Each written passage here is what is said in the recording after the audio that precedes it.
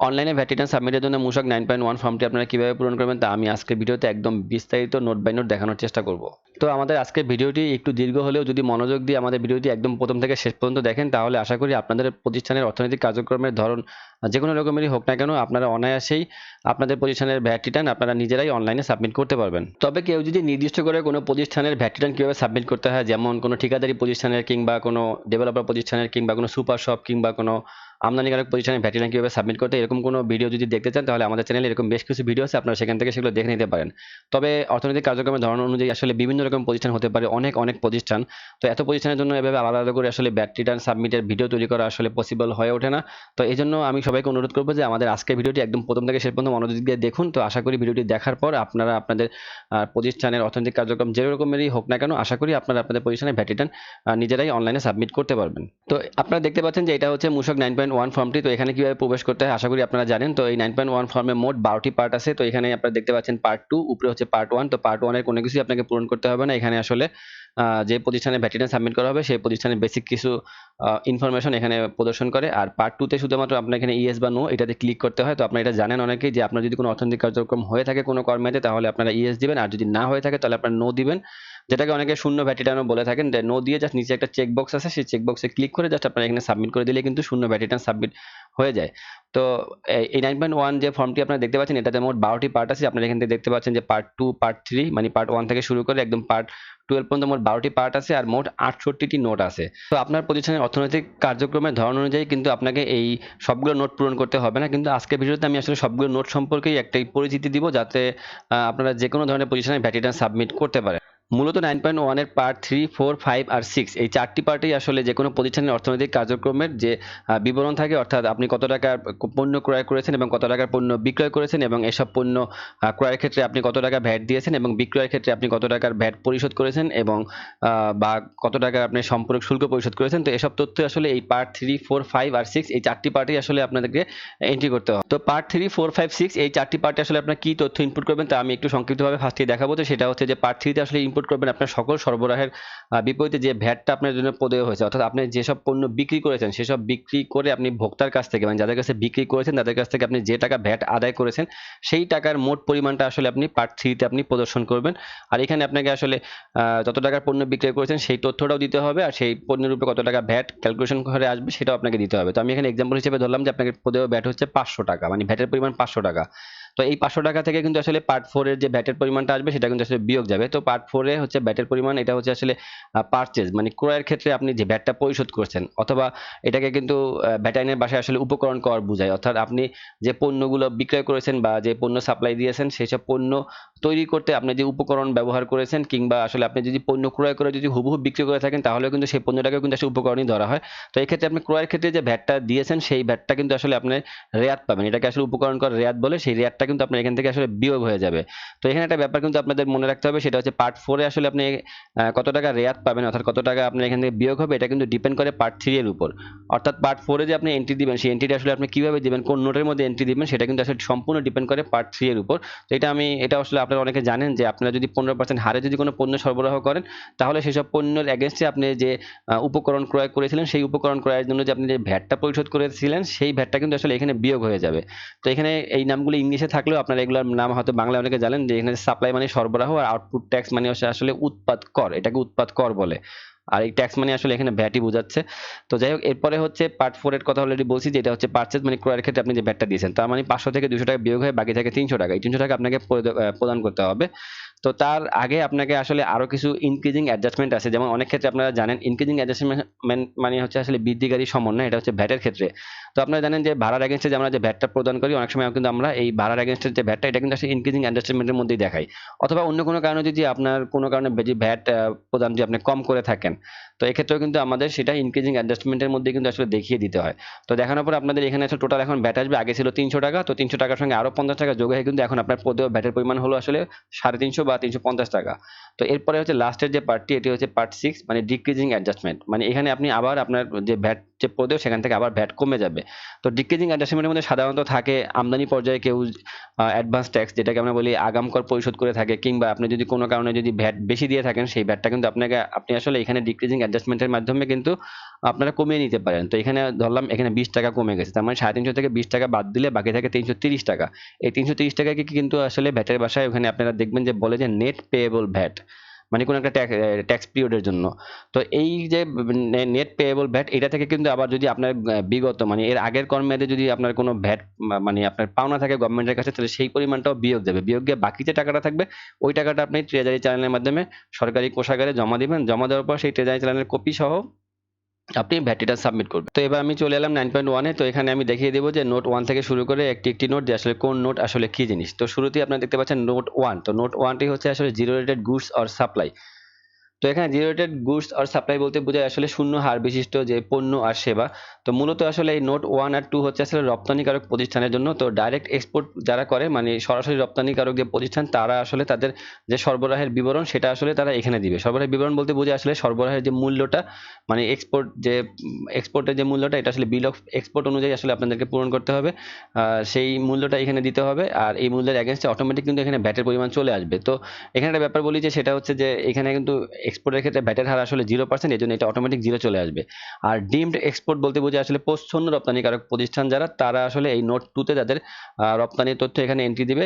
তো আপনারা জানেন যে ডিমড এক্সপোর্ট বা প্রচ্ছন্ন রপ্তানিকারক প্রতিষ্ঠান হচ্ছে যারা, তারা হচ্ছে আসলে ব্যাক টু ব্যাক এলসির মাধ্যমে যারা ডাইরেক্ট এক্সপোর্ট করে তাদের কাছ থেকে আসলে এলসির মাধ্যমে তাদেরকে পণ্য সরবরাহ করে থাকে, কিন্তু তারাও আসলে বৈদেশিক মুদ্রায় পেমেন্ট পান বলে আসলে এটাকে আসলে এক্সপোর্ট হিসেবে ধরা হয়। তো এখানে আপনারা যদি পণ্যের যে মূল্য 700 টাকা, আমি এখানে জাস্ট এক্সাম্পল হিসেবে বসিয়েছি, এখানে কিন্তু আপনারা সরাসরি এটা বসাতে পারবেন না। আপনাদের কিন্তু এই সাব ফর্মে ক্লিক করতে হবে। সাব ফর্মে গিয়ে কিন্তু তারপরে আপনারা এখানে অ্যাডে ক্লিক করে এরকম দেখতে পাচ্ছেন যে অ্যাডে ক্লিক করে কিন্তু আপনারা এরকম আনতে পারবেন। তো আবার এখানে চেক বক্সে চেক করে কিন্তু চাইলে আপনারা এখানে ডিলিট করে দিতে পারবেন। তো আমি আগে থেকে আপনাদেরকে দেখানোর জন্য আমি কিন্তু আসলে এখানে দুইটা পণ্য এন্ট্রি দিয়ে রাখছি। তো আপনারা দেখতে পাচ্ছেন এখানে একটা হচ্ছে হিলসা ফিশ মানে ইলিশ মাছ। তো ইলিশ মাছ কিন্তু আমাদের বাংলাদেশ থেকে রপ্তানি হয়। তো আমি এখানে জাস্ট ভ্যালু দিয়েছি 200 টাকা। তো আপনারা এখানে একটা ব্যাপার খেয়াল করবেন যে এখানে আসলে ইলিশ মাছের উপর কোনো সাপ্লিমেন্টারি ডিউটি নাই, মানে রপ্তানি পর্যায়ে। তো যাই হোক, এখানে কিন্তু ভ্যাটের পরিমাণ হচ্ছে 15% হিসাবে 200 টাকার উপর ভ্যাট দেখাচ্ছে 30 টাকা। আর আমি আরেকটা এন্ট্রি দিয়ে রাখছি, এখানে হচ্ছে বয়েজ শার্ট, মানে একটা গার্মেন্টস প্রতিষ্ঠান, তারা ছেলেদের শার্ট রপ্তানি করবে। তো এই ক্ষেত্রে ভ্যালু হচ্ছে 500 টাকা। তো 500 টাকার ক্ষেত্রেও ভ্যাটের হার 15% হিসেবে 5-15 75 টাকা। তো আপনারা এখানে দেখতে পাচ্ছেন যে ভ্যাটের কিন্তু একটা পরিমাণ দেখাচ্ছে 105 টাকা, কিন্তু আপনার মেইন ফর্মে দেখবেন কোনো ভ্যাট দেখাচ্ছে না। তো আপনারা সাব ফর্মে গিয়ে যদি আপনারা এরকমের যে ভ্যাটের পরিমাণ দেখেন, এক্ষেত্রে আসলে মানে উদ্বিগ্ন হওয়ার কোনো কারণ নাই, কারণ আপনারা দেখতেই পাচ্ছেন যে zero rated goods and supply goods or service. তো এক্ষেত্রে ভ্যাটের হার হচ্ছে আসলে 0% থেকে এখানে অটোমেটিক জিরোই চলে আসবে। তো আপনারা এখানে চিন্তা করতে পারেন যে যেহেতু এখানে জিরোই চলে আসছে ভ্যাটের হার, তাহলে আমি আবার এগুলো দেখাবো কেন? কিন্তু আসলে এটা আইন, আপনাকে আসলে সব ক্রয় বিক্রয় মানে সব রকম ক্রয় আর বিক্রয়ের তথ্য আসলে আপনাকে এখানে প্রদর্শন করতে হবে।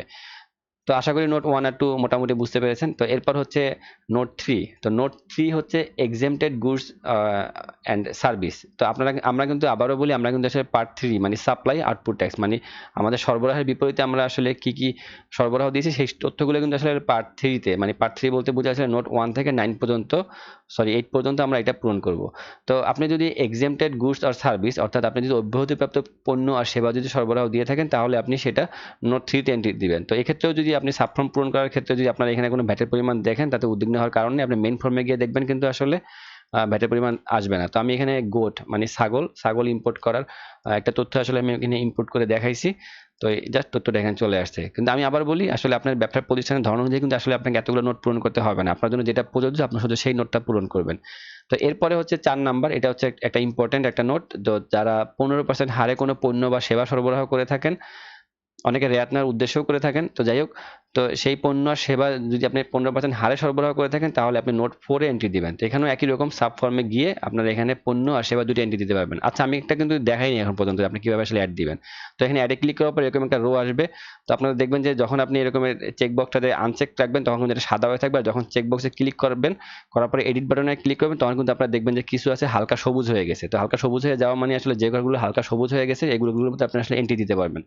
আর এখানে আপনারা দেখবেন যে ছোট্ট একটা লাল রঙের স্টার দেওয়া আছে। তো যেসব ঘরের মধ্যে এরকম লাল স্টার দেওয়া আছে, ওই সব কলাম আপনার জন্য পূরণ করা একদম ম্যান্ডেটরি বা বাধ্যতামূলক, আপনাকে পূরণ করতেই হবে। না করলে কিন্তু আপনি পরবর্তী স্টেপে যেতে পারবেন না, কিংবা আপনাকে রং দেখাবে, কিংবা মেইন ফর্মে এই তথ্যগুলো আসবে না।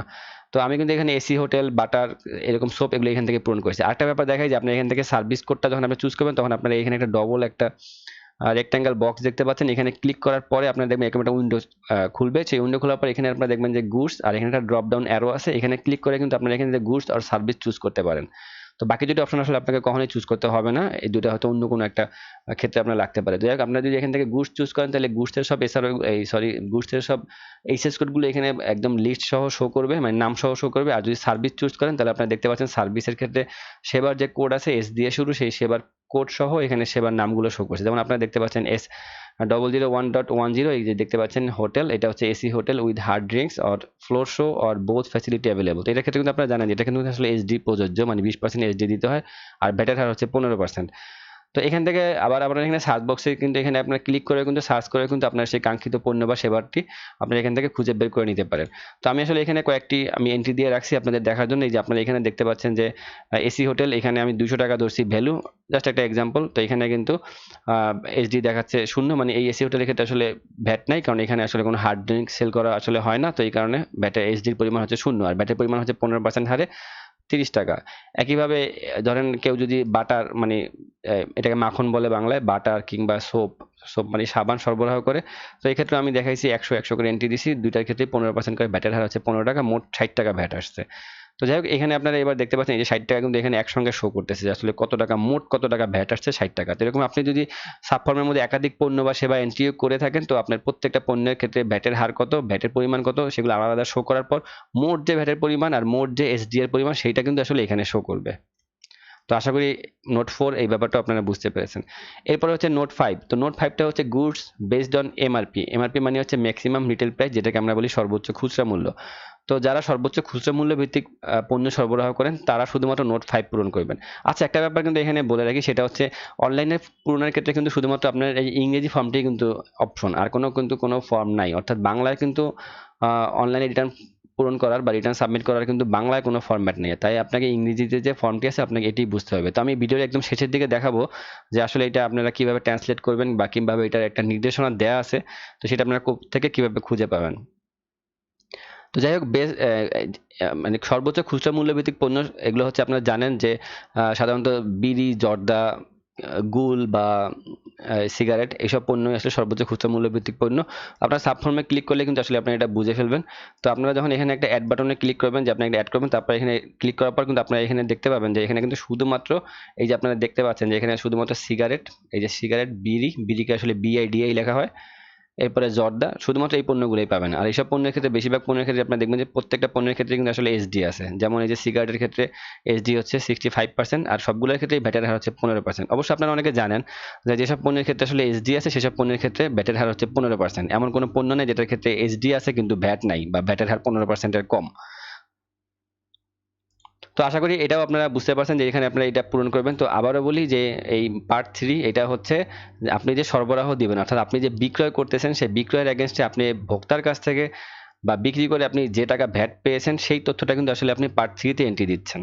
তো যাই হোক, এরপর হচ্ছে পার্ট 6। পার্ট 6 এ হচ্ছে goods or service based on specific VAT. তো এমন কিছু পণ্য আছে যেটা আপনারা দেখছেন যে তফসিল, তৃতীয় তফসিলের একদম শেষ যে টেবিলটা, মানে চতুর্থ যে টেবিলটা, সেই টেবিলে কিন্তু আপনারা এরকম দেখছেন যে কিছু কিছু পণ্যের ক্ষেত্রে স্পেসিফিক ভ্যাট আছে। তো আমরা আপনাদেরকে দেখাতে পারি চাইলে, এই যে তৃতীয় তফসিলের শেষের যে টেবিলটা, এই যে টেবিল 4। তো আপনারা এখানে দেখতে পাচ্ছেন যে নিউজপ্রিন্ট কাগজ, এটার ক্ষেত্রে নিউজপ্রিন্ট বিক্রির ক্ষেত্রে পার মেট্রিক টনে 1600 টাকা, এরকম কটন সুতার ক্ষেত্রে 3 টাকা প্রতি কেজি। প্রতি কেজি 3 টাকা মানে হচ্ছে 1000 কেজিতে হচ্ছে 3000 টাকা, মানে প্রতি টনে হচ্ছে 3000 টাকা। তারপরে কৃত্রিম আঁশ বা ফাইবার, এটা হচ্ছে প্রতি কেজিতে 6 টাকা। তো এরকম এই যে মূসক যে টেবিলটা এরকম, আবার এটা হচ্ছে খণ্ড ক। খণ্ড কতে আপনারা জানেন যে খণ্ড কতে হচ্ছে পণ্যর তালিকা, আর খণ্ড ঘতে হচ্ছে সেবার তালিকা, মানে সুনির্দিষ্ট হার ভিত্তিক যেসব পণ্য আর সেবা সেসব পণ্যের তালিকা।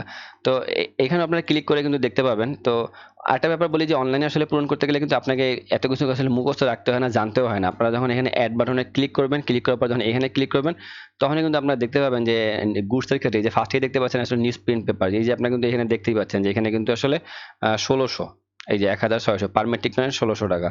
তো আপনারা জাস্ট এখান থেকে এটা চুজ করবেন, চুজ করার পরে কিন্তু এটা চলে আসবে। তারপরে আপনি এখানে জাস্ট পণ্যের বর্ণনাটা লিখবেন, যে জিনিসটা আসে সেটাই লিখবেন। এরপর আপনাকে এখানে কিন্তু আসলে কোয়ান্টিটি দিতে হবে। ধরেন আমি 5 দিলাম, 5 কি আসলে মেট্রিক টন, কারণ এখানে এমটি আছে মেট্রিক টন। তো 5 মেট্রিক টনের মূল্য আসলে যাই হোক, মূল্যের উপর আপনার ডিপেন্ড করবে না যে আসলে কত টাকা ভ্যাট আসবে। তো আপনি এখানে মূল্যের করে যাই লেখেন না কেন, আসলে আপনি যে দামে বিক্রি করবেন আসলে সেটাই এখানে লিখবেন।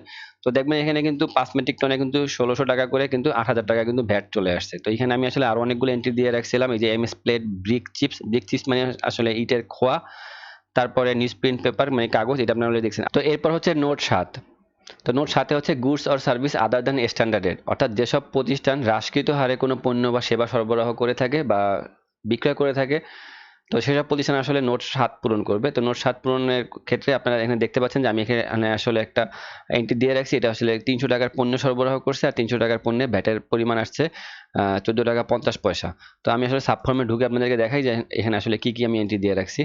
তো আপনারা এখানে দেখতে পাচ্ছেন যে এখানে আসলে একটা অ্যাপার্টমেন্ট বিক্রি করা হয়েছে, যেটার আয়তন হচ্ছে 2000 স্কোয়ার ফিট মানে 1600 বর্গ ফুটের উপরে। তো এই ক্ষেত্রে আপনারা দেখতে পাচ্ছেন যে আমি এখানে জাস্ট ভ্যালু দিছি 100 টাকা। আসলে 100 টাকা কোনো অ্যাপার্টমেন্ট পাওয়া যায় না।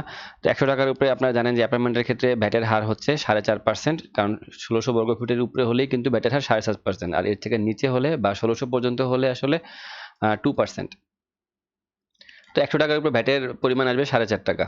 তো এইভাবে আপনারা এখানে দেখতে পাচ্ছেন যে এরপর আমি আরো দুইটা এন্ট্রি দিয়ে রাখছি, ম্যাঙ্গো জুস, বিস্কিট। তো এগুলোর ক্ষেত্রে আসলে ভ্যাটের হার হচ্ছে হ্রাসকৃত হার 5%। তো টোটাল এখানে ভ্যাটের পরিমাণ আসছে, হ্রাসকৃত হারে ভ্যাটের পরিমাণ আসছে 14.5 টাকা।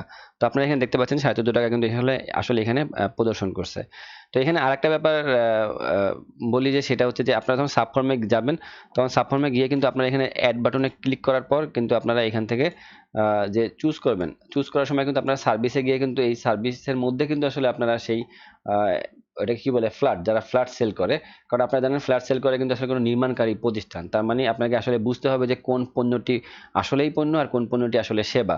তো এখন ফ্ল্যাটকে যদি কেউ পণ্য হিসেবে মনে করে, যদি এই সার্ভিস সরি গুডসের মধ্যে যদি আপনারা ফ্ল্যাটকে খুঁজেন, মানে ফ্ল্যাট মানে অ্যাপার্টমেন্ট, তাহলে কিন্তু আপনারা এখানে অ্যাপার্টমেন্টকে পাবেন না। আপনারা কিন্তু অ্যাপার্টমেন্টকে খুঁজে পাওয়ার জন্য কিন্তু আপনাদেরকে সার্ভিসে গিয়ে কিন্তু অ্যাপার্টমেন্টকে খুঁজে বের করতে হবে। তো আসলে ডেভেলপার প্রতিষ্ঠান কিভাবে রিটার্ন সাবমিট করে ভ্যাট দেন, তাদের জন্য আসলে এটা খুব গুরুত্বপূর্ণ যে আপনাকে আসলে সার্ভিস বুঝতে হবে যে কোনটা সার্ভিস কোনটা আসলে পণ্য। তো যাই হোক, এরপরে হচ্ছে পার্ট নাম্বার 8 হচ্ছে retail, wholesale, trade base supply. তো এটাই আসলে অনেক ইম্পর্টেন্ট। তো এটা আসলে কাদের জন্য ইম্পর্টেন্ট আমি একটু সাবফর্মে গিয়ে আপনাদেরকে দেখাই। তো সাবফর্মে যাওয়ার পরে আপনারা এই সাবফর্মটা কিন্তু আসলে একটু অন্যরকম, মানে নোট 8 এর সাবফর্মটা একটু অন্যরকম। এখানে আপনারা ফার্স্টে কিন্তু দেখতে পাচ্ছেন ক্যাটাগরি নেম।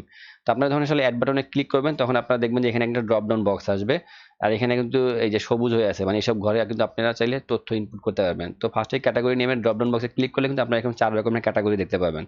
তো এটার সঙ্গে আসলে আপনারা অনেকেই পরিচিত, যে ফার্স্টে কিন্তু আপনারা দেখতে পাচ্ছেন কমার্শিয়াল ইম্পোর্টার আদার দেন ট্রেডার্স।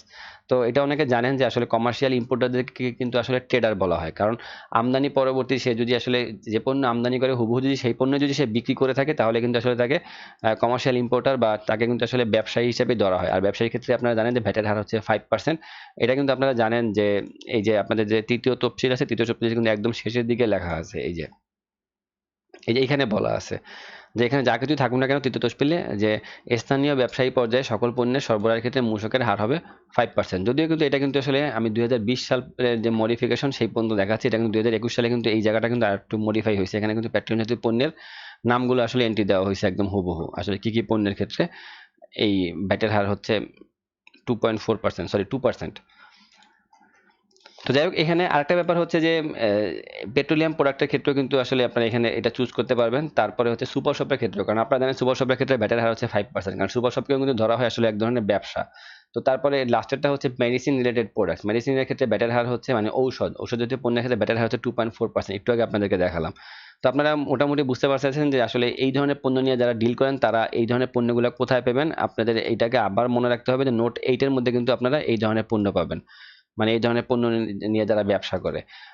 আর একটু আগে বলছি যে ফ্ল্যাটের ক্ষেত্রে মানে অ্যাপার্টমেন্টের ক্ষেত্রে অ্যাপার্টমেন্টটা কোথায় পাবেন, সেটা কিন্তু আপনি পাবেন নোট 7 এ, কারণ অ্যাপার্টমেন্ট যে সেল করে এটা আসলে সার্ভিস, আর এটা কিন্তু আসলে একটা হ্রাসকৃত হারের পণ্য। এই জন্য আপনি এই নোট 7 এর মধ্যে এটা পাবেন। তো আশা করি এই পার্ট 3 তে মানে আপনাদের যে সরবরাহের তথ্য, আপনাদের প্রতিষ্ঠানের ধরন যেরকমই হোক না কেন, আশা করি পার্ট 3 কিন্তু আপনারা পূরণ করতে পারবেন। তো এরপর যদি কোনো সমস্যা হয় আমাদেরকে কমেন্টসে জানান, চেষ্টা করবো আপনাদেরকে রিপ্লাই দিয়ে আপনাদেরকে যথাযথ সাহায্য করতে। তো এরপরে হচ্ছে পার্ট 4। এই পার্ট 4 এ আপনারা আপনাদের কর্মীদের কোনো একটা নির্দিষ্ট কর্মীদের সকল ক্রয়ের তথ্য ইনপুট দিবেন। তো পার্ট 4 এ আপনারা দেখতে পাচ্ছেন নোট 10 থেকে নোট 22 পর্যন্ত মোট 13টি নোট আছে। আপনারা আপনাদের ব্যবসায়ের ধরন অনুযায়ী আপনারা আপনাদের অর্থনৈতিক কার্যক্রম বিবরণ এই নোটগুলোর মধ্যে এন্ট্রি দিবেন। তো শুরুতেই আমি আসলে নোট 10 থেকে 12 পর্যন্ত, এর মধ্যে শুরুতেই আমি আপনাদের আসলে বলবো যে নোট 21 আর 22 এই দুটো নোটে আসলে কারা তথ্য ইনপুট দিবে। তো যেসব প্রতিষ্ঠান আসলে একটু আমি শুরুতে কিন্তু বলছিলাম যে আসলে এই ক্রয়ের তথ্য ইনপুট দেওয়ার ক্ষেত্রে কিন্তু আপনাকে অবশ্যই দেখতে হবে যে আপনি আসলে কি ধরনের পণ্য আর মানে কত পার্সেন্ট হারে আপনি আসলে পণ্য সরবরাহ করে থাকেন।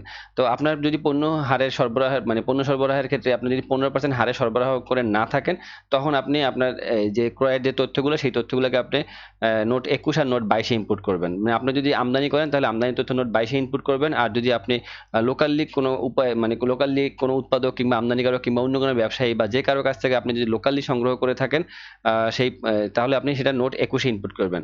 তো আমি আবারও বলি যে আপনি যদি পণ্য যে বিক্রি করবেন, আপনি আপনার যে পণ্য বা সেবা যে আপনি বিক্রি করেন সেই বিক্রির ক্ষেত্রে আপনি যদি 15% হারের থেকে কম হারে যদি ব্যাট দিয়ে আপনি যদি সেই পণ্য বা সেবা বিক্রি করে থাকেন, তাহলে কিন্তু আপনাকে এখানে এন্ট্রি করতে হবে। এখানে কিন্তু এটা ইংলিশে লেখাই আছে, এটার বাংলা অর্থ আছে, আপনারা আমি একটু পরে দেখাচ্ছি। সেটা হচ্ছে যে আপনারা দেখতেই পাচ্ছেন যে গুডস আর service not admissible for, admissible মানে আসলে উপযুক্ত না, নট এডমিসিবল ফর ক্রেডিট মানে যদি উপকরণ রেয়াত নেওয়ার এডমিসিবল না হয় তাহলে আপনাকে এখানে এন্ট্রি দিতে হবে। অথবা tax pairs who sell only exempted specific bat and goods and or service other than standard rate or credits not taken within stipulated time। অর্থাৎ এমন যদি হয় যে আপনি যদি সঠিক সময় যদি আপনি ক্রেডিট যদি না নিয়ে থাকেন মানে রেয়াত যদি না নিয়ে থাকেন, তাহলেও আপনাকে এই জায়গায় এন্ট্রি দিতে হবে। তারপর আপনি যদি মানে এটা আমি বলছি অলরেডি যে আদর্শ হার 15% থেকে কম হারের পণ্য মানে কম হারে যদি পণ্য বিক্রয় করে থাকেন তাহলে কিন্তু আপনাকে এখানে এন্ট্রি দিতে হবে। তো এখানে কিন্তু আসলে অনেকে একটা কনফিউশনে পড়ে যান যে আমি এখানে আসলে বিক্রয়ের কথা বলতেছি অথচ আমি কিন্তু এখানে আসলে এন্ট্রি দিব কিন্তু ক্রয়ের। তো এটা কিন্তু আগেই বলছি যে আসলে আপনাকে এই নোটের এই যে এখানে আসলে প্রত্যেকটা নোট মানে আসলে এই পার্ট আমি এটা আগেই বলছি যে পার্ট 4 আসলে সম্পূর্ণ ডিপেন্ড করে পার্ট 3 এর উপর। মানে আপনি যদি 15% হারে যদি পণ্য বিক্রি করে থাকেন আর সেইসব পণ্যের ক্ষেত্রে আপনি যে উপকরণ ক্রয় করেছেন বা সেই পণ্যটাই ক্রয় করেছেন বা আমদানি করেছেন, সেই আমদানির ক্ষেত্রে মানে যে টাকা আপনি আমদানি করেছেন এই ক্ষেত্রে আপনি যে পরিমাণ ভ্যাট দিয়েছেন সেই ভ্যাটটাই আসলে রেয়াত নেওয়া যায় এই পার্ট 4 এ। তো আপনি যদি সেই যে পণ্য আমদানি করেছেন কিংবা যে পণ্য আপনি উৎপাদন করেছেন বা আপনি ব্যবসায়িক ক্ষেত্রে আপনি যে পণ্য ব্যবসার ক্ষেত্রে বিক্রি করবেন মানে এক জায়গা থেকে ক্রয় করে আরেক জায়গায় বিক্রি করবেন, হুবহু বিক্রি করবেন। তো এই বিক্রির সময় যদি আপনি 15% হারে যদি ভ্যাট চালান ইস্যু করেন, অর্থাৎ 15% হারে যদি আপনি সরবরাহ করে থাকেন, তাহলে আপনি নোট 10 থেকে এই যে আপনি এখানে দেখতে পাচ্ছেন নোট 10 থেকে নোট 20 পর্যন্ত মানে নোট 10 থেকে 20 পর্যন্ত এই তথ্যগুলো পূরণ করবেন। এটা কিন্তু উপরে এখানে বলাই আছে, একদম স্পষ্ট বলা আছে এই যে if all the products or service you supply are standard rated fill note 10 to 12। মানে যদি আপনি 15% হারে যদি বিক্রি করে থাকেন তাহলে আপনি 10 থেকে 20 পর্যন্ত পূরণ করবেন। তো আমি এবারে একটু দেখাচ্ছি যে এখানে 21 আর 22 আমি অলরেডি 5,000 টাকা আর 4,000 টাকা আমি আসলে পূরণ করে রাখছি। তো আপনারা এখানে দেখতে পাচ্ছেন যে এই 5,000 টাকার উপরে কিন্তু একটা ভ্যাট আসছিল, সেই ভ্যাটের পরিমাণ কিন্তু এখানে আসলে জিরো শো করতেছে, কিন্তু আপনার সাবফর্মে যখন যাবেন তখন আপনারা দেখতে পাবেন যে আমি আসলে 5,000 টাকা আমি একটা ট্রাইসাইকেল মানে একটা টয় ইনপুট দিয়ে রাখছি। তো এটা ক্ষেত্রে কিন্তু ব্যাটের হার মনে হয় 15%, 15% হারে ব্যাট আসে 900 টাকা। কিন্তু আপনারা এখানে দেখতে পাচ্ছেন এখানে কিন্তু 900 টাকা আসলে শো করতেছে না। 900 টাকা শো না করার কারণ হচ্ছে আসলে এখানে যদি 900 টাকা শো করতো তাহলে কিন্তু এই যে মূল যে এই জায়গাতে মানে এখানে 980 দেখতেছেন, এখানে কিন্তু 900 টাকা চলে আসতো। তার মানে এই টাকাটা চলে আসলে কিন্তু এই টাকা কিন্তু উপর থেকে কিন্তু আসলে বিয়োগ হয়ে যেত। তো আশা করি আপনারা এটা ব্যাপারটা বুঝতে পারছেন। ঠিক একইভাবে ইম্পোর্টের ক্ষেত্রেও এখানে 4,000 টাকা, 4,000 টাকার ক্ষেত্রে যে ভ্যাটের কিন্তু একটা ভ্যাটের পরিমাণ ছিল, কিন্তু সেই ভ্যাটটা কিন্তু আসলে এখানে আসতেছে না। না আসার কারণ হচ্ছে কারণ আপনি এই টাকা তো আসলে রেয়াত পাবেন না, কারণ আসলে আপনি এই যে সাইকেলটা মানে এখানে ইম্পোর্ট করা হয়েছে লোকালি পারচেজ করা হয়েছে এগুলো কিন্তু আসলে আপনি 15% হারে বিক্রি না করার কারণে কিন্তু আসলে আপনি নোট 21 আর 22 ইনপুট দিয়েছেন। এই জন্য এই যে ভ্যাটের পরিমাণটা আসলে এই 980 সঙ্গে আসলে যোগ হচ্ছে না। তো আমরা এখন দেখি 980 আসলে কোত্থেকে আসলো। তো এখানে আসলে দেখতে পাচ্ছেন যে এখানে 30 টাকা, তারপরে 750 টাকা, 780 আর এই হচ্ছে 200 টাকা, মোট হচ্ছে এখানে 900 টাকা। তো এই যে 980 টাকা। তো এখানে দেখেন যে এখানে যে স্ট্যান্ডার্ড রেটেড গুডস আর সার্ভিস মানে এইটা আসলে ক্রয় করা হয়েছিল। তো এটা তো আসলে ব্যাপারটা হচ্ছে যে 10 থেকে 20 পর্যন্ত আপনি যেগুলোই পূরণ করবেন সবগুলো এখানে চলে আসবে, যদি সেগুলোর উপর মানে যদি এক্সেম্পটেড না হয়। যেমন ফার্স্টেই বলি যে ফার্স্টের যে নোটটা 10 নাম্বার যে নোট, এই নোটে আপনারা দেখতে পাচ্ছেন জিরো রেটেড গুডস আর সার্ভিস, এটা হচ্ছে লোকাল পারচেজ আর ইম্পোর্ট। তো সাধারণত আসলে নোট 10 আর 11 হচ্ছে মূলত বন্ডেড ওয়্যারহাউসের আওতায় যারা পণ্য ক্রয় করে থাকে মানে বা রপ্তানির উদ্দেশ্যে যারা পণ্য ক্রয় করে থাকে তাদের ক্ষেত্রে। তো তাদের ক্ষেত্রে যে নোট 11 আর নোট 10, তো রপ্তানিমুখী প্রতিষ্ঠানের ক্ষেত্রে আসলে যারা 0% হারে কোনো পণ্য আর সেবা ক্রয় করে থাকে তারা এখানে আসলে ইনপুট দিবে। তো এখানেও আপনারা দেখতে পাচ্ছেন যে 300 টাকার পণ্য ক্রয়ের ক্ষেত্রে আসলে কোনো ভ্যাট দেওয়া হয় না, এই জন্য অটোমেটিক 300 টাকার পণ্যের ক্ষেত্রে সাবফর্মে ভ্যাট প্রদর্শন করলেও আসলে এখানে কোনো ভ্যাট প্রদর্শন করবে না, কারণ আসলে তো সে কেনার সময় আসলে এই ভ্যাটটা আসলে সে দেয়নি। এবার ইম্পোর্টের ক্ষেত্রে আমি কোনো ইনপুট দেয়নি, তো এক্ষেত্রে আপনারা দিয়ে দেখবেন যে আসলে আপনি এখানে যদি কোনো ইম্পোর্ট করে থাকে কোনো রপ্তানিকারক প্রতিষ্ঠান তারা আসলে এখানে ইনপুট দিবে মানে ইম্পোর্টের ক্ষেত্রে। তো এখানেও আসলে ইম্পোর্ট যত টাকাই হোক না কেন এখানে আসলে ভ্যাটটা আসবে না। এরপরে হচ্ছে যে যদি কোনো এক্সেম্পটেড গুডস যদি কিনে থাকে আপনি যদি কিনে থাকেন, তো এই ক্ষেত্রে আপনি যদি লোকালি পারচেজ করে থাকেন, মানে বাংলাদেশের থেকে যদি আপনি কিনে থাকেন, মানে স্থানীয় কারো কাছ থেকে কিনে থাকেন, তাহলে আপনি নোট 12 তে এন্ট্রি দিবেন। আর যদি ইম্পোর্ট করে থাকেন কোনো এক্সেমটেড গুড, মানে অব্যাহতিপ্রাপ্ত কোনো পণ্য বা সেবা যদি আপনি ইম্পোর্ট করে থাকেন, তাহলে আপনি নোট 13 তে ইনপুট দিবেন। তো নোট 13 তে ইনপুট দেওয়ার পরও যেহেতু এটা অব্যাহতিপ্রাপ্ত, এই জন্য এখানে 500 টাকা আমি এন্ট্রি দিছি সাবফর্মে ঢুকে, আপনারা দেখতে পারেন চাইলে। তো সাবফর্মে আমি এন্ট্রি দেওয়ার পর এখানে কিন্তু আসলে ব্যাট প্রদর্শন করবে না, কারণ আসলে এটা এক্সেমটেড গুডস। তো আপনারা বুঝতেই পারতেছেন যে এগুলো সব এক্সেমটেড হওয়ার কারণে যে এখানে আসলে প্রত্যেকটা ক্ষেত্রে ব্যাটের পরিমাণ আসলে 0 আসছে, তার মানে এগুলো নিচে প্রদর্শন করবে না। শুধুমাত্র স্ট্যান্ডার্ড রেটের ক্ষেত্রে এখানে ভ্যাট পরিশোধ করা হয়েছিল 30 টাকা, মানে 200 টাকার উপরে 30 টাকা, আর এখানে 5000 টাকার উপরে 750 টাকা।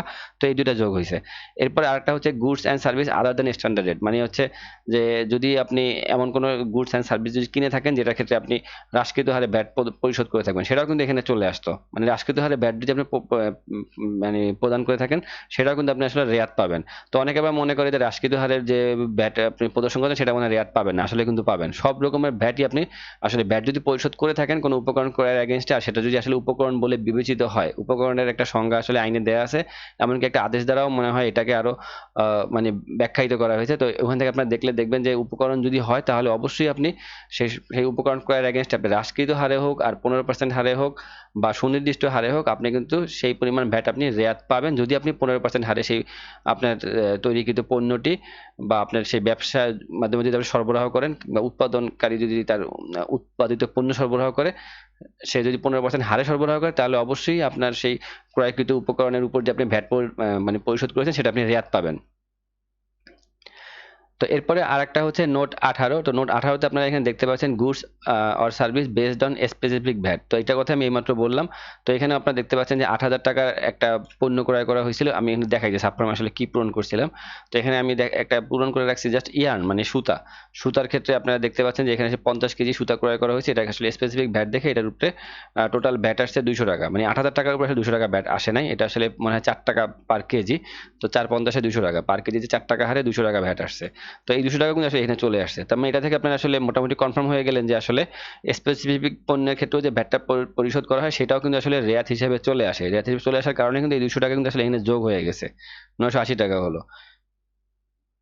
তো এরপরে হচ্ছে নোট 19 আর 20। তো এটাও একটু ইম্পর্টেন্ট। এখানে এটা বলা আছে যে আপনি যেসব গুডস অ্যান্ড সার্ভিস, মানে যেসব পণ্য আর সেবা আপনি কিনেছেন যেগুলা নট এডমিসিবল ফর ক্রেডিট, মানে আপনি রেয়াত নেওয়ার উপযোগী না, এটা হচ্ছে লোকাল পারচেজের ক্ষেত্রে। তো এরকম কি কি পণ্য হতে পারে এটা আপনারা অনেকে জানেন, যে যদি আপনি কোনো টার্নওভার ট্যাক্স ইউনিট, মানে কোনো যারা টার্নওভার ট্যাক্স ইউনিট বলতে বোঝায় আসলে, আপনারা জানেন যে টার্নওভার তালিকাভুক্ত যেসব প্রতিষ্ঠান, মানে যারা ফিক্সড একটা ভ্যাট পরিশোধ করে থাকে 4% হারে, তো তাদের ক্ষেত্রে মানে তাদের কাছ থেকে আপনি যে পণ্য ক্রয় করে থাকবেন সেসব পণ্যের এগেনস্টে আপনি যে ভ্যাটটা দিবেন সেই ভ্যাট কিন্তু আপনি রেয়াত নিতে পারবেন না। এটা পারবেন না বলেই কিন্তু এখানে 5000 টাকার পণ্যের উপর যে টাকা ভ্যাট আসছিল সাবফর্মের মধ্যে আছে, সেই ভ্যাটটা কিন্তু আসলে এখানে প্রদর্শন করতেছে না, কারণ প্রদর্শন করলে তো আপনি রেয়াত পেয়ে যাবেন। তো এরপরে আরেকটা আছে, এটাও আইনে বলা আছে যে আপনি যদি কোনো আনরেজিস্টার্ড কোনো প্রতিষ্ঠানের কাছ থেকে যদি কোনো পণ্য ক্রয় করে থাকেন, তাহলে সেই ক্রয়কৃত পণ্যের ক্ষেত্রে আসলে কোনো ভ্যাট চালান থাকে না। তো আরো অনেক কিছু থাকে না, আসলে এটা আইন বিরোধী। তো এটা আসলে এক্ষেত্রে আপনি যে ভ্যাটটা পরিশোধ করে থাকবেন, তো আপনি এখানে আসলে দেখতে পাচ্ছেন যে আপনি আসলে 8000 টাকার একটা পণ্য ক্রয় করছিলেন, তো এই পণ্যের উপর ভ্যাট কিন্তু আছে, কিন্তু সেটা আপনি রেয়াত পাবেন না বলে কিন্তু আসলে এখানে জিরো প্রদর্শন করতেছে।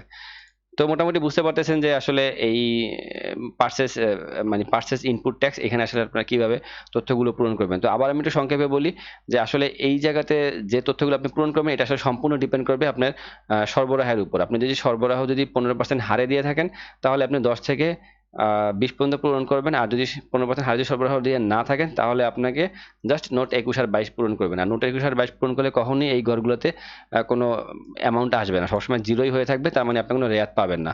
তো এখানে আমি যতটুকু দেখাচ্ছি এতটুকু আমি সংক্ষেপে আবার একটু বলি, সেটা হচ্ছে আপনার সরবরাহের ক্ষেত্রে আপনার পার্ট 3 পূরণ করার পর আপনার ক্ষেত্রে পদেয় ভ্যাটের পরিমাণ হচ্ছিল 4114 টাকা, যদিও আপনার সরবরাহের পরিমাণ ছিল, মানে আপনার যে বিক্রিত পণ্যের দাম ছিল 10,12,500 টাকা, আর এই ক্ষেত্রে কিন্তু এসডিআর ছিল মাত্র 80 টাকা। আমরা দেখতে পাচ্ছিলাম যে শুধুমাত্র ওই যে এমআরপি, মানে এই যে টোবাকো রিলেটেড কোনো প্রোডাক্টের ক্ষেত্রে আসলে এসডি আসছিল 80 টাকা। তো 4114 টাকা 50 পয়সা থেকে কিন্তু আসলে এই 980 টাকা বিয়োগ হয়ে যে টাকা থাকবে এই টাকা আপনার পদেও। তো আমি অলরেডি এর আগে বলছিলাম যে এরপর আপনার এখানে ইনক্রিজিং অ্যাডজাস্টমেন্ট হবে। তো ইনক্রিজিং অ্যাডজাস্টমেন্টের ক্ষেত্রে আমি কোনো ঘর পূরণ করে দেখাইনি, তো আপনারা এটা পূরণ করে দেখতে পারেন। তো আমি এখানে নোটগুলো একটু সংক্ষেপে বলে যাই। সেটা হচ্ছে নোট 24। তো নোট 24-এ হচ্ছে এটা যে due to VAT deducted at source by the supply receiver, অর্থাৎ আপনি উৎসে কর্তনকারী সত্তা যদি আপনি হয়ে থাকেন, মানে আপনি যে কোনো লিমিটেড কোম্পানি কিংবা কোনো স্বায়ত্তশাসিত প্রতিষ্ঠান, এই ধরনের কোনো প্রতিষ্ঠান হয়ে থাকেন কিংবা ব্যাংক, বীমা বা কোনো সরকারি প্রতিষ্ঠান, তাহলে আপনাকে উৎসে কাটতে হবে। আর উৎসে যে কর্তন করবেন সেই উৎসে কর্তৃত টাকা কিন্তু আপনাকে আসলে সরকারি ফান্ডে জমা দিতে হবে। তার মানে উৎসে কর্তনের কারণে আপনি যে টাকাটা কাটবেন সেটা গভর্নমেন্টের ফান্ডে জমা দিবেন। এই জন্য এটা আসলে ইনক্রিজিং অ্যাডজাস্টমেন্টের মধ্যে আসলে এই নোটটা এখানে অন্তর্ভুক্ত। তো এখানে আপনার সাব ফর্মে ক্লিক করলে আপনারা দেখতে পারবেন যে এখানে আসলে অনেক তথ্য আপনাকে ইনপুট করতে হয়। তো এখানে যে সাপ্লায়ার্সের বিল, মানে আপনি যার কাছ থেকে সরবরাহ নিয়েছেন, এখানে অ্যাড বাটনে ক্লিক করে তার বিল নাম্বার এখানে দিবেন। যদিও এটা ম্যান্ডেটরি না, কারণ অনেক সাপ্লায়ারের আসলে বিল নাম্বার নাও থাকতে পারে। তারপর সাপ্লায়ার্সের নেম দিবেন, এটা একদম ম্যান্ডেটরি। ঠিকানাটাও ম্যান্ডেটরি, একদম এক্সাক্ট ঠিকানাটা আপনার এখানে দিবেন। তারপরে ভ্যালু, মানে কত টাকার পণ্য আপনি তার কাছ থেকে ক্রয় করবেন সেটা। এই ভ্যালুটা কিন্তু আসলে ভ্যাট বাদে, মানে সকল প্রকার ভ্যাট আর সম্পর্ক শুল্ক বাদে যে মূল্যটা সেটা আপনি দিবেন। আচ্ছা, এটা আমার যদি মনে হয় সম্পূরক শুল্ক সহ যে মূল্য সেটা দিতে হবে। ভ্যাট আর সম্পূরক শুল্ক সহ যে মূল্যটা সেটা আপনারা এখানে দিবেন। তারপরে হচ্ছে ডিডাক্টেড ভ্যাট, মানে কত টাকা ভ্যাট আপনি কর্তন করেছেন সেই এই অ্যামাউন্ট এখানে দিবেন। অবশ্যই এখানে ইনফরমেশনগুলো কিন্তু আপনি পূরণ করবেন একদম। আপনি এটা মূসক 6.6 ইস্যু করবেন, মানে উৎসে কর্তন সনদপত্র, সেই সনদপত্র অনুযায়ী যে তথ্যগুলো সেই তথ্যগুলো কিন্তু আসলে আপনারা এখানে ইনপুট করবেন। তো এরপর আরো কিছু তথ্য আছে এখানে, আপনারা এগুলো দেখবেন, যে দেখে দেখে বুঝবেন যে আসলে কি কি এখানে ইনপুট করতে হবে। আশা করি আপনারা এগুলো বুঝতে পারবেন। তো এগুলো আসলে ম্যান্ডেটরি না, চাইলে আপনারা এগুলো এখানে দিতে পারেন। তো এরপর আপনারা অনেক সময় একটা জিনিস খেয়াল করবেন যে ম্যান্ডেটরি না হওয়া সত্ত্বেও কোনো কোনো ঘর পূরণ না করলে কিন্তু পরবর্তীতে দেখবেন যে আপনার মেইন ফর্মে কিন্তু জিনিসগুলো আসে না, তাই আপনি এগুলো পূরণ করে করে দেখবেন। তো এরপর হচ্ছে নোট 25। তো নোট 25 হচ্ছে payment not made through banking channel. আপনি যদি ব্যাংকিং চ্যানেল ছাড়া, মানে সরাসরি, মানে ক্যাশ টাকায় যদি কাউকে কোনো মূল্য পরিশোধ করে থাকেন, আহ, তাহলে কিন্তু আপনাকে, হ্যাঁ, সেই সেই অ্যামাউন্টের উপর যে ভ্যাটের টাকাটা আসবে সেই টাকাটা কিন্তু আপনাকে এখানে ইনপুট করে দিতে হবে। তো এটাও কিন্তু আপনাকে ইনক্রিজিং অ্যাডজাস্টমেন্ট, এটার মধ্যে কিন্তু আপনার এখানে এন্ট্রি দিতে হবে। এটা আপনাকে এখানে দেখতে পাচ্ছেন যে কিন্তু আসলে সবুজ হয়ে আছে, হালকা সবুজ, তার মানে এখানে কোনো সাব ফর্ম নাই, আপনি সরাসরি এখানে ইনপুট দিতে পারবেন। তো এরপর আরেকটা হচ্ছে ইস্যুয়েন্স অফ ডেবিট নোট। তো আপনারা এটা অনেকে জানেন যে ডেবিট নোটের কিন্তু একটা ফরম্যাট আছে, এটি মেবি 6.7 হচ্ছে ডেবিট নোট।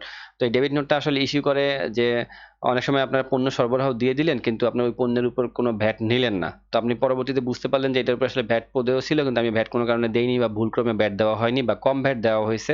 তো এই ক্ষেত্রে কিন্তু আপনারা এই ডেবিট নোটটি ইস্যু করবেন, আর ডেবিট নোটের যে টাকাটা আসবে সেই টাকাটা আপনি সাব ফর্মে এন্ট্রি দিবেন। তো এখানেও কিন্তু সাব ফর্মে প্রবেশ করার পর আপনারা এখানে দেখতে পাবেন যে ডেবিট নোটের একটা নাম্বার, এখানে অ্যাড বাটনে ক্লিক করার পর আপনারা দেখতে পাবেন যে ডেবিট নোট ইস্যু করতে হবে, এই যে কত তারিখে ইস্যু করছেন ডেবিট নোটের একটা নাম্বার থাকবে, ট্যাক্স চালান নাম্বার লিখবেন, ট্যাক্স চালান ডেট, তারপরে রিজন অফ ইস্যুয়েন্স, বা কি কারণে আসলে এটা আপনি ইস্যু করছেন, মানে কি কারণে এই অ্যাডজাস্টমেন্ট আসলে দরকার পড়ছে। তারপরে ভ্যালু ইন চালান, কত টাকা চালানের ভ্যালু, কোয়ান্টিটি ইন চালান মানে পরিমাণ, ভ্যাট ইন চালান, এসডি ইন চালান, এসডি তথ্য, এই তথ্যগুলো আপনারা এখানে পূরণ করবেন। তো আসলে এটা দেখতে আপনাদের কাছে একটু কঠিন লাগতেছে, তো আমার মনে হয় আপনারা যদি 6.7 এটা যদি আপনারা দেখেন, 6.7 এর যে ফরম্যাটটা, মানে 6.7 যে ক্রেডিট, সরি, ডেবিট নোটের যে ফরম্যাটটা, ওইটা দেখলেই আসলে আপনারা এই যে উপরে যে হেডলাইন গুলো, মানে হেডিং গুলো, এগুলো আসলে আপনারা বুঝে ফেলবেন যে এটা আসলে কোনটা কি। তো এরপরে হচ্ছে any other adjustment. Any adjustment বলতে বোঝাচ্ছে আসলে অন্য কোনো কারণে যদি সরকারের কাছে আপনার কোনো ভ্যাট যদি পাওনা থাকে, সেটা যদি আপনি এই কর্মমেয়াদে, মানে যে কর্মমেয়াদে রিটার্ন সাবমিট করবেন সেই কর্মমেয়াদে যদি পরিশোধ করতে চান, সেটা আসলে আপনি এই সাব ফর্মে গিয়ে আপনি এটা আসলে পূরণ করতে পারেন। তো এখানে আমি সাব ফর্মে গিয়ে আপনাদের দেখাই যে এখানে আপনারা চালান নাম্বার দিবেন, মানে যে চালানের মাধ্যমে সেই সরবরাহটা দিয়েছিলেন সেটা, এখানে চালানের ডেট দিবেন, অ্যামাউন্ট দিবেন, কত টাকার অ্যামাউন্ট ছিল, সেই অ্যামাউন্টের উপর কত টাকা ভ্যাট পদেও ছিল, তারপর এখানে নোট, এখানে অবশ্যই নোটটা কিন্তু দিতে হবে। তো আমি কিন্তু একটা ব্যাপার বলছিলাম যে যারা ভাড়ার এগেনস্টে ভ্যাট পরিশোধ করে থাকে তারা কিন্তু এই ইনক্রিজিং অ্যাডজাস্টমেন্টের, এই এনি আদার অ্যাডজাস্টমেন্টের মধ্যে এই তথ্যগুলো দিয়ে থাকে। তো এখানে নোটের মধ্যে কিন্তু অনেকে লিখে দেয় যে ভ্যাট অন রেন্ট। তো আশা করি ইনক্রিজিং অ্যাটাচমেন্টটা বুঝতে পেরেছেন। তো এখানে আমি অলরেডি কিন্তু একদম ভিডিও শুরুতেই বলছিলাম যে আপনার উপরে যে পদেয় ভ্যাট তার থেকে কিন্তু 980 বিয়োগ হবে, তার সঙ্গে আবার এখানে যে ভ্যাটের টাকাটা আসবে সেই টাকাটা কিন্তু এখানে যোগ হবে এই উপরের অ্যামাউন্টের সাথে। তো আমি এখানে আসলে একটা পূরণ করেই দেখাই যাতে আপনারা বুঝতে পারেন যে এই টাকাটা আসলে যোগ হয়। এখানে একটা অ্যাড দিলাম, সরি, একটা অ্যাড কিন্তু আগেই ছিল, আমি এটা ডিলিট করে দিই। তো এটাকে আমি এডিট করলাম, এই যে এডিট, একটা চালান নাম্বার দিলাম, এখান থেকে একটা ডেট চুজ করলাম, অ্যামাউন্ট দিলাম 800 টাকা, 8000 টাকা, ভ্যাট হচ্ছে 300 টাকা, আর একটা নোট দিলাম, জাস্ট আপাতত কিছু একটা লিখে রাখলাম এই। এবার আমি মেইন ফর্মে চলে গেলাম, তো আপনারা এখানে দেখতে পাচ্ছেন যে ইনক্রিজিং অ্যাডজাস্টমেন্টটা কিন্তু 300 টাকা চলে আসছে। তো এই 300 টাকা কিন্তু বেড়ে যাবে। উপরের যে ফিগারটা ছিল এই যে 4114 টাকা 50 পয়সা থেকে কিন্তু 980 টাকা বিয়োগ হবে, বিয়োগ হওয়ার পর যা থাকবে তার থেকে আবার 380 টাকা মানে বেড়ে যাবে, মানে তার সঙ্গে 300 টাকা যোগ হবে। এরপরে তার থেকে আবার ডিক্রিজিং অ্যাডজাস্টমেন্টের এই ফিগারটা বিয়োগ হবে। তো ডিক্রিজিং অ্যাডজাস্টমেন্টের ফার্স্টে আমি নোটটা দেখি, নোট 29, এটা হচ্ছে সবচেয়ে ইম্পর্টেন্ট একটা নোট। সরি, এটা না, এর পরেরটা 30 নাম্বার, তো এটাও ইম্পর্টেন্ট। নোট 29 হচ্ছে যে আপনি যদি কোনো পণ্য সরবরাহ করে থাকেন কোনো উৎসে কর্তনকারী সত্তার নিকট, তাহলে আপনারা জানেন যে আপনাদের বিল থেকে কিন্তু উৎসে কর্তন যে বিধিমালা আছে সেই বিধিমালা অনুযায়ী আবশ্যিকভাবে আপনার বিল থেকে কিন্তু উৎসে কর্তন করা হয়, উৎসে কর্তন করে সেই টাকা সরকারি ফান্ডে জমা দেওয়া হয়। তবে আপনি পণ্য সরবরাহের ক্ষেত্রে যদি 15% হারে চালান ইস্যু করে সাপ্লাই দেন, তাহলে আপনার চালান থেকে আসলে ভ্যাট কর্তন করা হয় না। কিন্তু কিছু সেবার ক্ষেত্রে কিন্তু আবার 43টা সেবা আছে নির্দিষ্ট, সেসব সেবার ক্ষেত্রে কিন্তু আপনি ভ্যাট চালান ইস্যু করলেও বা ট্রেজারি চালানের কপি তাদেরকে দিলেও বা যাই করেন না কেন, আবশ্যিকভাবে উৎসে কর্তনকারী আপনার বিল থেকে উৎসে কর্তন করবে। তো এই উৎসে কর্তনের ক্ষেত্রে যে তথ্যগুলো সেগুলো আপনার এই সাব ফর্মে গিয়ে আপনারা এখান থেকে সাব ফর্মে গিয়ে এগুলো পূরণ করবেন। তো আপনি যাদেরকে সরবরাহ দিবেন এখানে আপনারা অ্যাডে গিয়ে একটা অ্যাড বাটনে মানে অ্যাডে গিয়ে এখান থেকে একটা নতুন রো নিয়ে নেবেন। এখানে বায়ার্স বিন বলতে বুঝি আপনি যাদের কাছে সরবরাহ দিয়েছেন তাদের বিন নাম্বার, তাদের নাম, তারপরে বায়ার্সের অ্যাড্রেস।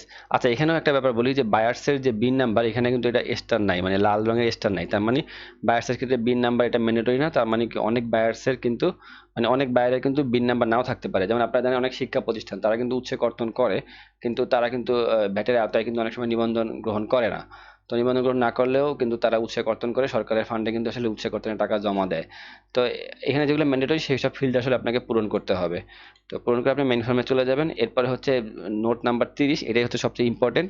তো এটা এখানে লেখায় আপনারা দেখতে পাচ্ছেন যে advance tax paid at import stage, অর্থাৎ আমদানি পর্যায়ে আপনার আমদানির সময় যে অ্যাডভান্স ট্যাক্সটা পে করেন। তো সাধারণত বাণিজ্যিক আমদানিকারকরা 5% হারে অ্যাডভান্স ট্যাক্স আমদানি পর্যায়ে দিয়ে থাকে।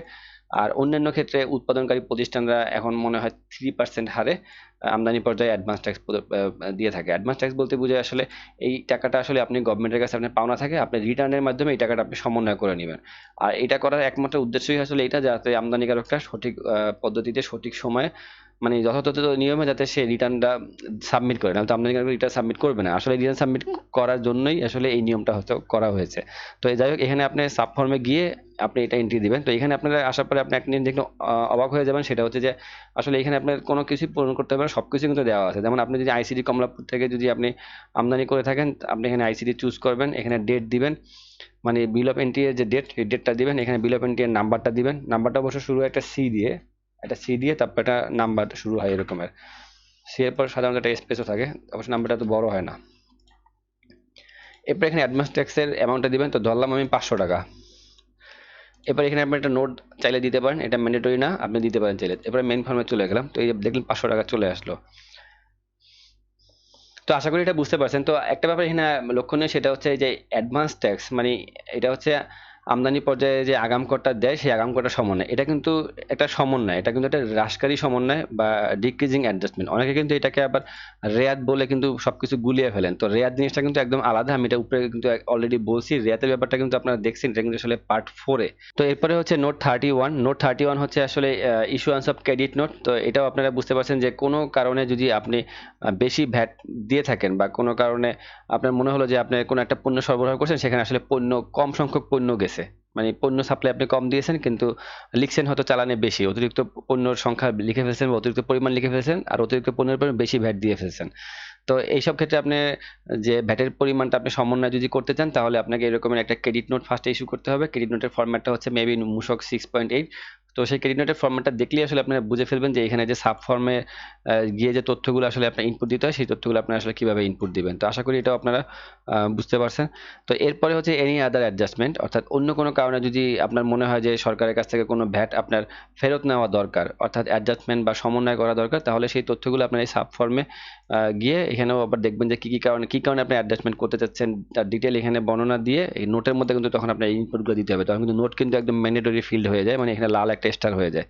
তো আপনারা এগুলো ইনপুট দিবেন। তো এরপর আপনারা দেখতে পাবেন নোট 34-এ একদম উপর থেকে যে চারটা আপনারা পার্টের মধ্যে পূরণ করলেন, পার্ট 3 থেকে পার্ট 6 পর্যন্ত, এই পার্টের যে হিসাবগুলো এগুলো জাস্ট একবার যোগ একবার বিয়োগ আর একবার যোগ আর একবার বিয়োগ করার পর যে টোটাল যে ফিগারটা আসবে সেটা হচ্ছে 2934 টাকা 50 পয়সা। এটা আপনারা কিভাবে আসলে আমি একটু দেখাই আপনাদেরকে।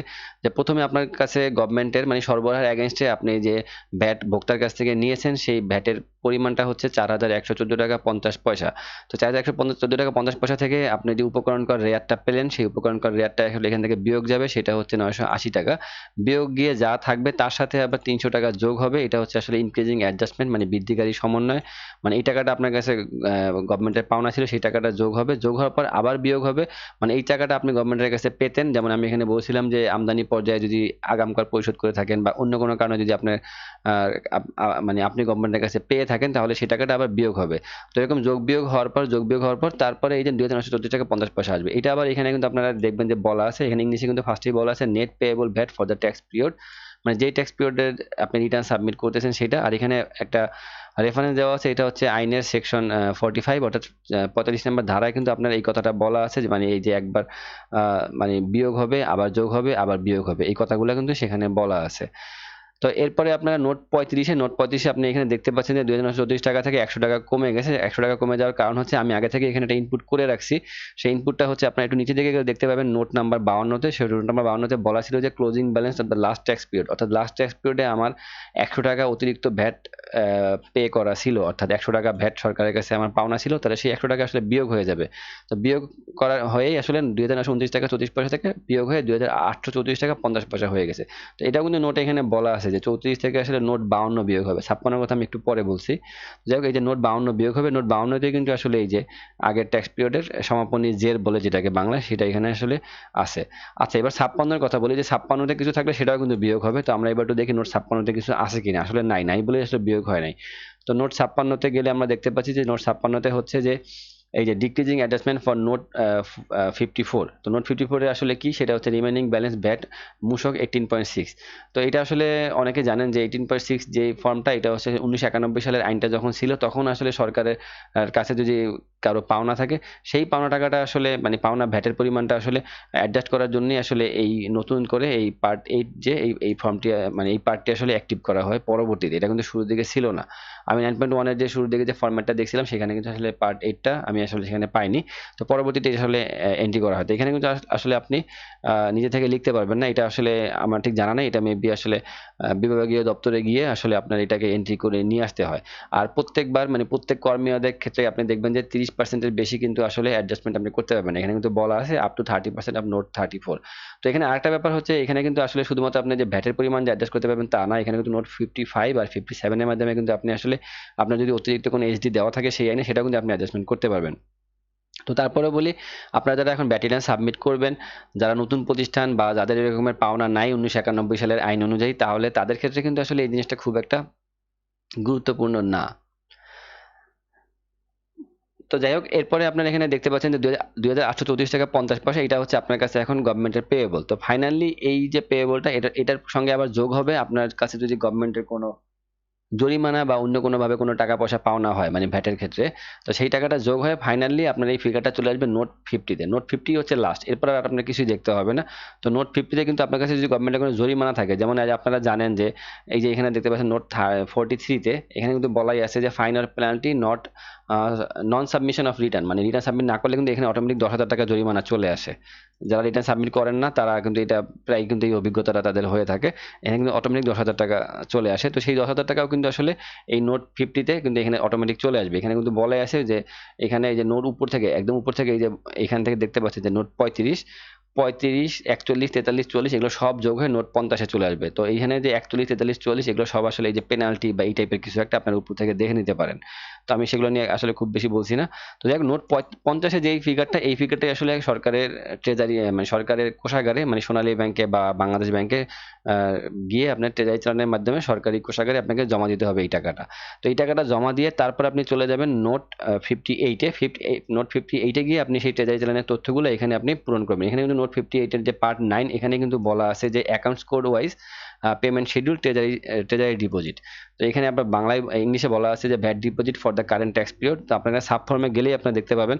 তো আমি আসলে আপনাদেরকে বোঝানোর জন্য মানে একটা জিনিস দেখানোর জন্য আমি আসলে এখানে 2900 কত টাকার জন্য ট্যাক্স ছিল, কিন্তু তার থেকে আমি 3000 টাকা মানে কিছু টাকা বেশি আসলে এখানে ট্রেজারিতে জমা দিয়ে দেখাচ্ছি। এটা জাস্ট একটা স্যাম্পল। তো এখানে ট্রেজারি চ্যানেলের নাম্বার হচ্ছে 50, সোনালী ব্যাংকে জমা দেওয়া হচ্ছে বনানী ব্রাঞ্চে।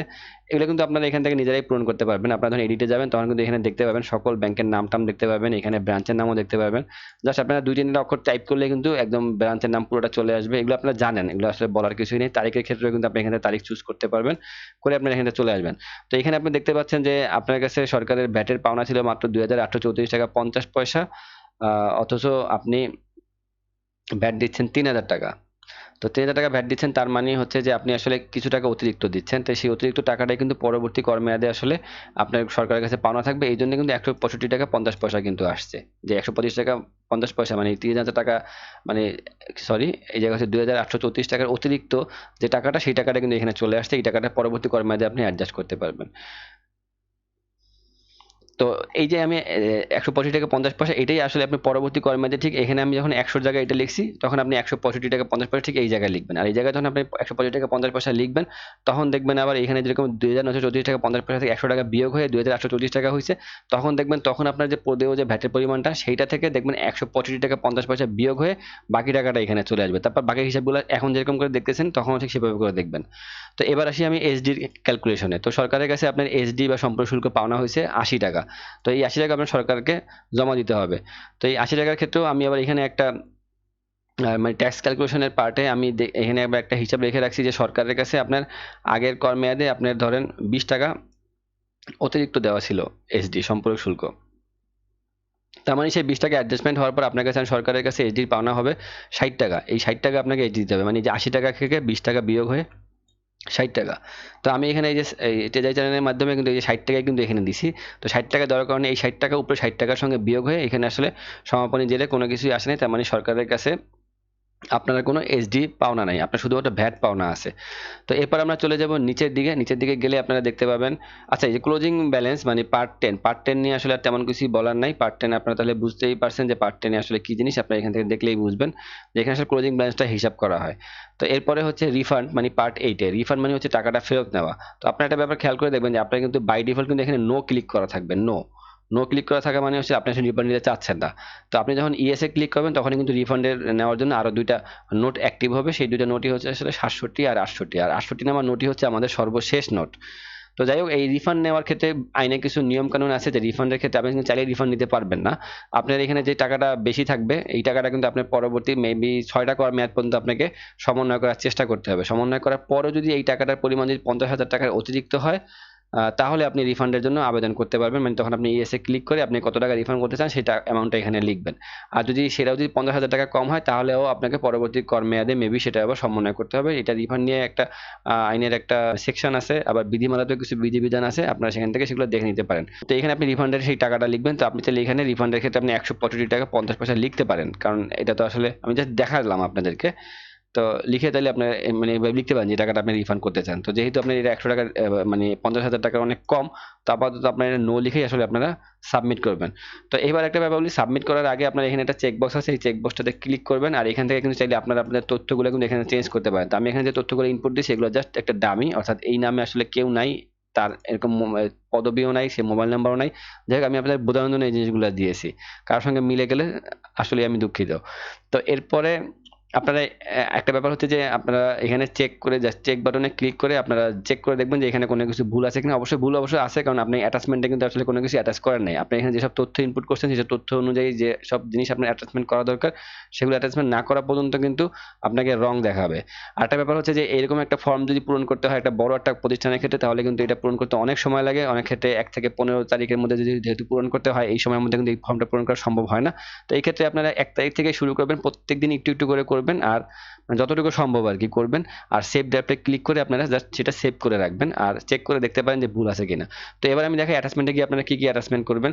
তো অ্যাটাচমেন্টে গেলে পর আপনারা এরকম একটা প্লাস বাটন পাবেন উপরে, এখানে প্লাসে ক্লিক করে আপনারা আপনাদের কম্পিউটারে যে সেভ করা থাকবে স্ক্যান করা ট্রেজারি চালানের কপি, কিংবা মূসক 6.3, 6.10, 6.7, 6.8 মানে ডেবিট নোট, ক্রেডিট নোট, এইসব মানে আপনার সংশ্লিষ্ট যেসব জিনিসপত্র থাকে সেগুলোর স্ক্যান করা ফাইল সর্বোচ্চ 4 মেগাবাইট পর্যন্ত আপনি এখানে আপলোড করতে পারবেন এখানে প্লাসে ক্লিক করে করে। এই তবে এখানে একটা ব্যাপার বলা আছে যে আপনি একবার আপলোড করার পর যদি আপনি এখান থেকে আবার কেটে দেন, এখানে একটা ক্রস বাটন আসবে, কেটে দিলে কিন্তু সেটা পরবর্তীতে আর ফেরত পাবেন না, আপনাকে আবার স্ক্যান করে তারপর আবার আপলোড করতে হবে। এবার আরেকটা ব্যাপার, নিচে দিকে গেলে আপনারা দেখতে পাবেন যে এই যে এইখানে একটা কথা বলা আছে মূসক 6.6, যেটাকে আপনারা জানেন যে উচ্চ কর্তন সনদপত্র। তো আপনি যদি নোট 24 আর নোট 29-এ যদি আপনি হাত দিয়ে থাকেন, মানে পূরণ করে থাকেন, তো আমরা অলরেডি দেখছি নোট 24-এ হচ্ছে যে নোট 24-এ হচ্ছে যে আপনি উচ্ছে কর্তনকারী হিসাবে যদি আপনার সাপ্লায়ারের নিকট থেকে যদি উচ্ছে কর্তন করেন, তাহলে কিন্তু অবশ্যই সেই সাপ্লায়ারের বরাবরে আপনাকে মূসক 6.7 ইস্যু করতে হবে। আর একটা হচ্ছে নোট 29, নোট 29 হচ্ছে ঠিক এটার উল্টাটা, যে আপনি যদি কোনো উচ্ছে কর্তনকারীর নিকট সরবরাহ করে থাকেন, তাহলে আপনিও কিন্তু তার কাছ থেকে একটি মূসক 6.7, সরি 6.6 আপনি পাবার অধিকারী। তো এই উভয় ক্ষেত্রেই মানে নোট 24 আর নোট 29 উভয় ক্ষেত্রে কিন্তু আপনাকে মূসক 6.6 আপনাকে ইস্যু করতে হবে। আপনাকে না, সরি, মানে আপনাকে হয় ইস্যু করতে হবে নয়তো পেতে হবে। তো সেই মূসক 6.6টাও আপনাকে ইস্যু করে, সরি মূসক 6.6টাও আপনাকে স্ক্যান করে আপনাকে কিন্তু এখানে এই যে প্লাস বাটনে ক্লিক করে আপলোড করতে হবে। আর এখানে যে একটা চেক বক্স আছে, এই চেক বক্সটাকে চেক করে দিতে হবে। আপনি এখানে চেক বক্সে চেক না করলে কিন্তু আপনি এই রিটার্ন সাবমিটই করতে পারবেন না। তো তার মানে এটা থেকে আপনারা বুঝতে পারতেছেন যে যারা উচ্চ কর্তনকারী সত্তার নিকট কোনো সরবরাহ করবেন বা যারা উচ্চ কর্তনকারী সত্তা হিসাবে সাপ্লায়ারের বিল থেকে উচ্ছে কর্তন করবেন, তারা যদি মূসক 6.6 যদি না ইস্যু করেন বা না যদি নিয়ে থাকেন মানে উচ্ছে কর্তনকারী সত্তার কাছ থেকে, তাহলে কিন্তু আপনারা সঠিক উপায়ে রিটার্ন সাবমিট করতে পারবেন না। তো এরপরেও আপনারা নিচের দিকে দেখতে পাবেন এখানে কিন্তু এই যে 6.7 6.8 এর কথা বলা আছে যে ক্রেডিট নোট ডেবিট নোট এগুলো যদি আপনারা ইস্যু করে থাকেন। এরপরে 6.10 এর কথাও বলা আছে যে 2 লাখ টাকার উপরে ট্রানজাকশন হলেই আপনাকে কিন্তু এরকম একটা 6.10 ইস্যু করতে হবে। এটারও ফরম্যাট দেওয়া আছে 9 এটা ফরম্যাটটা আপনারা পাবেন মূল্য সংযোজন কর সম্পর্ক শুল্ক বিধিমালা 2016 এর ভিতরে আপনারা এই জিনিসটা পাবেন। তো এখান থেকে আপনারা দেখে নিতে পারেন। এরপরে হচ্ছে মূসক 6.1 6.2.1 এগুলো হচ্ছে আপনারা জানেন 6.1 হচ্ছে ক্রয় হিসাব আর 6.2.1 হচ্ছে ক্রয় বিক্রয় হিসাব। আর ফার্স্টেরটা কি এটা আপনারা সবাই জানেন, সেটা হচ্ছে ট্রেজারি চালান কপি। তো কেউ যদি আবার ইলেকট্রনিক ভাবে, যদি এটা নতুন আসছে, ইলেকট্রনিক ভাবে যদি আপনারা ই পেমেন্টের মাধ্যমে যদি ভ্যাট বা এসডি টাকা জমা দিয়ে থাকেন, তাহলে আর আপনাকে এই ঘরটাতে পূরণ করতে হবে না। তো আশা করি আপনারা বুঝতে পারছেন। তো আমি আবার বলি যে এখানে আপনারা উপরে কতগুলা লিঙ্ক দেখতে পাচ্ছেন, যে আপনারা এখানে শুধু 9.1 হচ্ছে এই পুরো ফর্মটা আর হচ্ছে অ্যাটাচমেন্ট। তো এই দুটা বাটনে ক্লিক করে কিন্তু আপনারা সব দেখতে পাচ্ছেন। আপনাকে এই সামারিতেও ক্লিক করতে হবে না, বাকিগুলোতেও ক্লিক করতে হবে না, কারণ এখানে আসলে সাব ফর্মগুলো দেওয়া আছে। এখানে ক্লিক করলে কখন কোন সাব ফর্মে প্রবেশ করবেন আপনারা আসলে এটা নাও বুঝতে পারেন, আমি নিজেও বুঝি না। তো যাই হোক, আপনারা এই 9.1 আর অ্যাটাচমেন্ট এই দুটা বাটনে ক্লিক করেই আপনারা আসলে সবকিছু এখান থেকে করতে পারবেন। তো আমাদের আজকের ভিডিওটি এই পর্যন্তই। তো আশা করি অনেক বড় একটা ভিডিও আপনারা দেখলেন। তো যারা ধৈর্য ধরে এতক্ষণ আমার সঙ্গে ছিলেন তাদের সকলকে অসংখ্য ধন্যবাদ। আর আশা করি এরপর থেকে আপনারা আপনাদের প্রতিষ্ঠানের অর্থনৈতিক কার্যক্রমের ধরন যে কোনো রকমেরই হোক না কেন, আশা করি আপনারা আপনাদের প্রতিষ্ঠানের ভ্যাটিটা নিজেদেরটাই সাবমিট করতে পারবেন। তো এরপরে যদি আপনাদের কোনো সমস্যা থাকে বা আপনাদের কোনো নির্দিষ্ট কোনো প্রতিষ্ঠানের ধরন অনুযায়ী যদি আপনাদের কোনো ভ্যাটিটানের কোনো ভিডিও যদি দরকার পড়ে, যে ধরেন আপনাদের একটা প্রতিষ্ঠান হচ্ছে মিষ্টান্ন ভান্ডার, এক্ষেত্রে আপনারা কিভাবে ভ্যাটিটা সাবমিট করবেন, যদি আপনারা না পারেন আমাদেরকে কমেন্টস করুন। আমরা চেষ্টা করবো আপনার মানে চাহিদা অনুযায়ী এরকম একটা ভিডিও তৈরি করতে, আপনাকে যথাযথ হেল্প করতে। আর এরপরেও একটা কথা বলতে চাই, সেটা হচ্ছে যে আজকের ভিডিওতে আমি যা কিছু দেখালাম এর মধ্যে হয়তো অনেক ভুল ত্রুটি থাকতে পারে। ভুল ত্রুটি থাকাটা একদম স্বাভাবিক, বা অনেক কিছু অসম্পূর্ণ থাকতে পারে, বা অনেক কিছু আমি ভালো করে ব্যাখ্যা করতে পারিনি বা অস্পষ্ট রয়েছে। তো এরকম যদি কোনো কিছু থেকে থাকে তাহলে আপনারা অবশ্যই আমাকে কমেন্টস করে জানাবেন। আমি চেষ্টা করব এই ভিডিওটার উপরে আরেকটা ভিডিও তৈরি করতে, যেখানে আমি এই জিনিসগুলো নিয়ে আবার আলোচনা করে এই জিনিসগুলোকে আরো সুন্দর করে আপনাদের সামনে উপস্থাপন করতে। তো আশা করি সবাই ভালো থাকবেন, সুস্থ থাকবেন। Thank you so much.